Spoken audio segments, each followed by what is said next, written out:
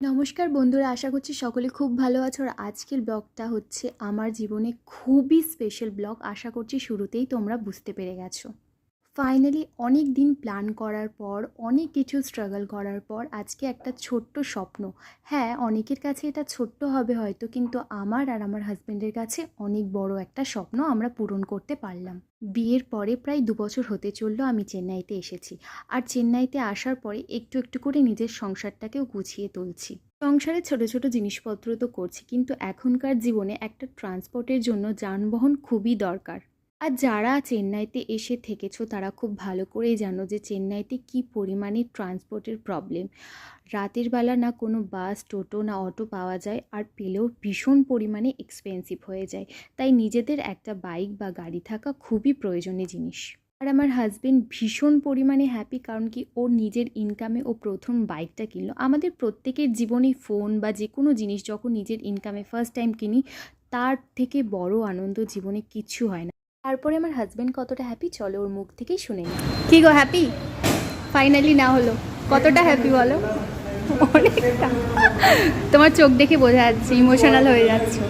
জীবনের লাইফে প্রথম বাইক, একদম নিজের আর্ন করা টাকা দিয়ে। আমিও ভীষণ হ্যাপি।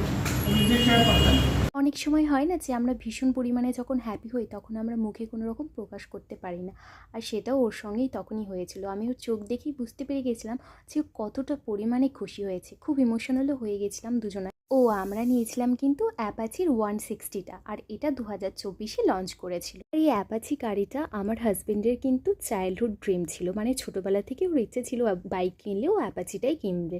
তারপরে সমস্ত কিছু ফর্মালিটিস কমপ্লিট করে আমরা সোজা চলে গেলাম পেট্রোল পাম্পে আগে তেল ভরে নিতে। আর এরপরে আমরা চলে যাব পুজো দিতে। মা প্রথমেই বলে দিয়েছিল যে গাড়ি কেনার সাথে সাথেই কিন্তু বাড়ি যাবি না, আগে কিন্তু পুজো করে নিবি। আমাদের একটু রাত হয়ে গেছিলো, তাই সামনে যেই মন্দিরটা খালি ছিল ওটাতেই আমরা পুজো করে নিয়েছিলাম। তোমরা যারা আমার ব্লগ দেখো তারা অনেকেই জানো এই মন্দিরটার ব্লগ আমি অলরেডি তোমাদের সঙ্গে শেয়ার করেছি। এটা একদমই আমার বাড়ির সামনেরই একটা মন্দির ছিল। যেহেতু এটা তামিলনাড়ুর মন্দির, সেহেতু তোমরা বুঝতেই পারছো যে এখানকার পুজোর নিয়মটা একটু আলাদা আমাদের ওখানের থেকে। তাই ওদের নিয়মেই কিন্তু ঠাকুরমশাই ভালো করেই পুজো করেছিল।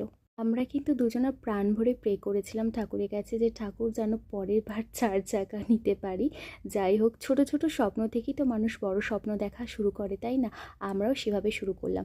তোমরা সকলে ভালোবাসা ও আশীর্বাদ দাও, আমরা যেন আমাদের জীবনটা ঠিক এরকমভাবে সুন্দর করে কাটাতে পারি। তোমরাও যারা যারা স্বপ্ন দেখো তারাও একটু স্ট্রাগল করো, তোমাদের স্বপ্নগুলোও কিন্তু পূরণ হবে। শুধু স্বপ্ন দেখলেই নয়, স্বপ্নগুলোও পূরণ করতে হয়। যাই হোক, আশা করছি আজকের ব্লগটা সকলের